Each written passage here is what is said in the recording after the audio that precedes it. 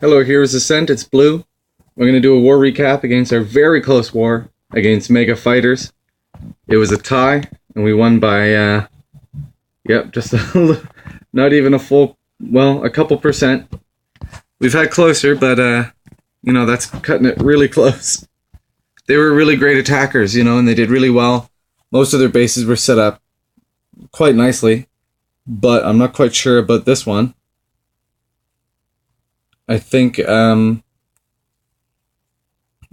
they were hoping that troops wouldn't have enough time, and that we wouldn't think about hitting these buildings first. And I think they were hoping that troops would just funnel around the building and not into it. But Bach really knows what he's doing. You see that he cut off the two corners. So he'll get a really good value for his rage spell because he's raging up nearby. So those dragons are in range of both air defenses. So really, the funneling made this attack. But I think even if he just attacked from that side where the air defense is on, he would have won anyway. So let's see. Red Skull attacked 8 and got a 99%, and I think I know why. I think it's a hut. I think it's this hut down there. So he zaps down an air defense. And he sends his king in and a dragon. They're going to funnel. So you cut those off and the rest of the dragons will come in between where they were deployed. Probably toward that mine or the dark elixir drill. Reinforcing the funnel, and there they all come. Except what he should have done was put his king down here. And his first dragon up here. They would have went inward and started that same funnel process. So he's one other thing is that he's overlapped a spell a little bit. He's really not getting the most usage out of that rage or haste that he could. And he should engage the rage spell when the clan castle troops started attacking your dragons.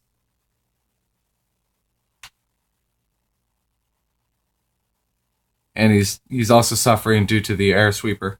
So I would have come at it actually from like this corner and this corner, and then attacked all down here. Because then that air defense wouldn't be hitting you as much. It would a little bit, but not as much. So here's the reason why you really need to get those corner buildings out of the way first. As this goes on. Everything's cycling around. Going around and around. Around and around, down one corner. And just not enough time to go all the way back to the other corner. But if you had to set the troops down there right from the start, then it wouldn't have been a problem. It's still a great attack, and the funneling was perfect. But could have been better. And I think Ben did the same thing too. Could happen to anyone, I guess. So, here we go. Ben's putting one balloon in to draw out the clan castle. It looks like he didn't get all of it. There must be something in some ground troop. But he got some. Got a skeleton trap revealed, so that's nice. Gonna zap quake that one down. That one air defense. He'll probably attack from this side behind all of these. Let's see what happens.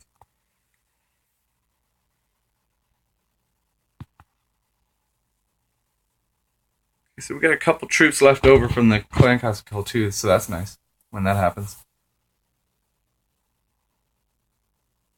Okay, we got a whole bunch of balloons. Here they come. Nice deep rage spell to use. Oh, he's sneaking in those balloons from behind. Nice. Good thought.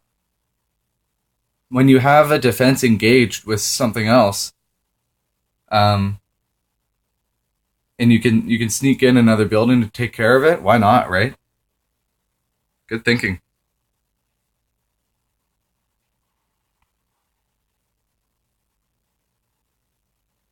See, those been two, I think. Looks like a Ben 1. Okay, so we saw this one get 299% on. So I think we really need to make sure we get those corner huts. So he's got an archer down on 1, 2, 3, and yeah, all the corners are accounted for now. So no problem. So if you just do that first, then you won't fall victim to the old hut in the corner trick. So the golem is going to tank for the clan castle. They won't do too much damage to it because the wizards and queen come in. Got a couple giants in there just for some added hit points. The wall breakers came in just a little right of the golem. Well, to the golem's right. Because the wizard tower was attacking the golem. And if you send the wall breakers in directly after the golem, like right behind it, they're going to die too. Because the wizard hits everything all at once, you know? So if you just offset the wall breakers a little bit, they'll burst through. No problem.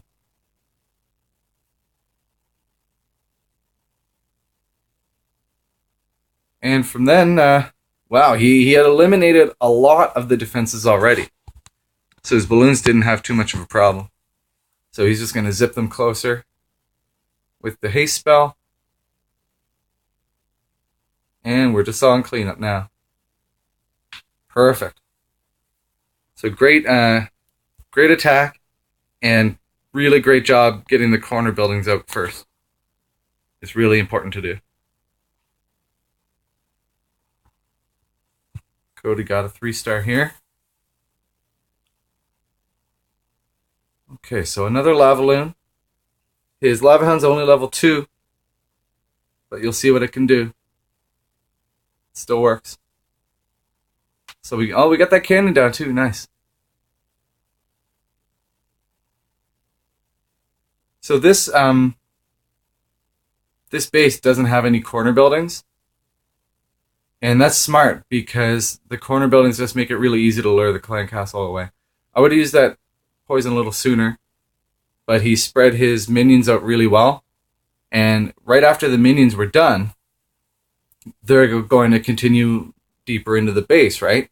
So it was really smart that he set his lava hounds in quickly so that they wouldn't all die. I mean, it's not the most important thing that you make sure all your minions live. Hey, but they're still picking up a lot of percentage right now.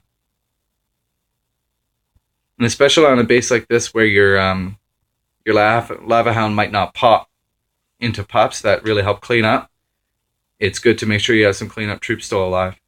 That's what he's using the heroes for in this situation. So that's really smart.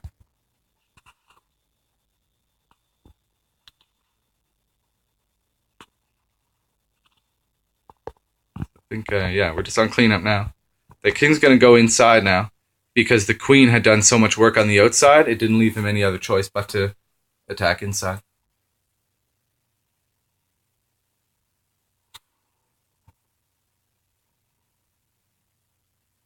Cody. Beaver got 5 and 6 down.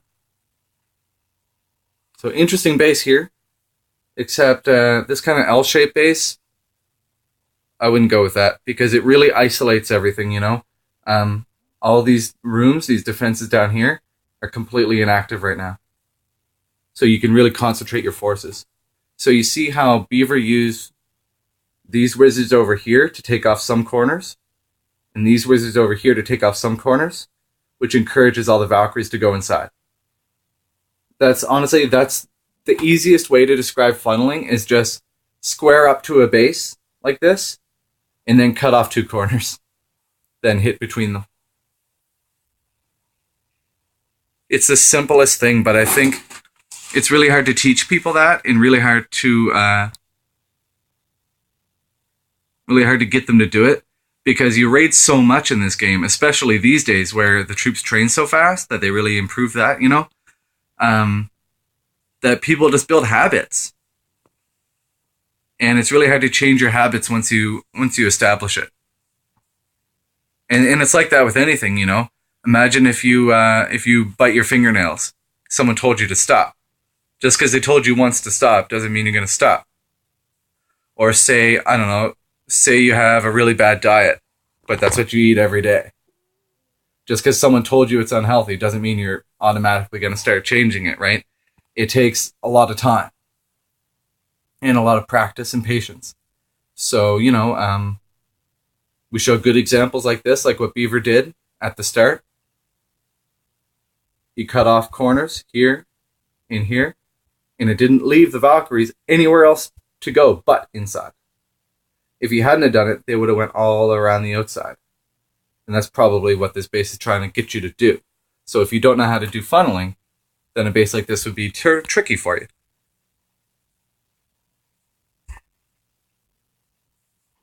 So, awesome job, Beaver. Didn't even need the skeleton spell. Hold on to that for another day, huh? So, let's see if he's got another really good example of funneling. I'm sure he does. So, he's using a lot of wizards for this, and I wouldn't use that many, but it works for him. He likes to do it this way. He set down 2 golems, and then he trailed out some more wizards on the outside of that golem, and trailed out some more wizards on the outside of this golem.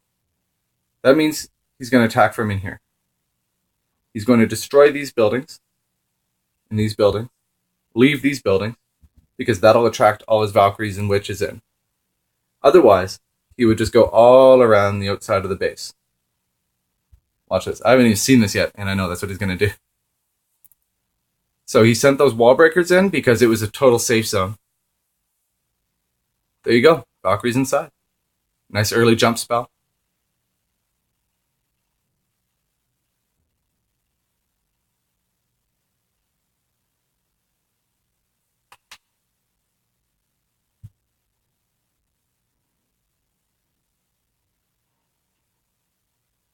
So really, that's that's all there is. I maybe wouldn't have used the spells all in that area, but I think he really, really, really wanted to get that town hall down. Like you're not gonna attack a base like this and not get the town hall down. So I could see where he was coming from with that. Valkyrie's hanging in there. I didn't think they would live that long with multiple Teslas aiming at them, but it worked. Okay, so it's not going to be a 2-parter today, but yeah, there really weren't a lot of attacks. We did a lot of double up attacks and trying the same base a few times.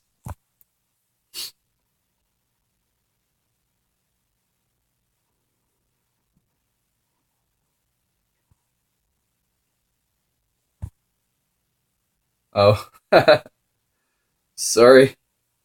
So here I am at Town Hall 11 picking on a Town Hall 9, but that's just what I was left with.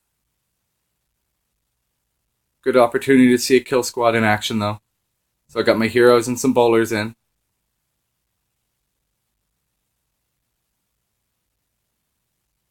Take out the clan castle and the queen. So those were my major targets for that. Successful, and so I send in everything else.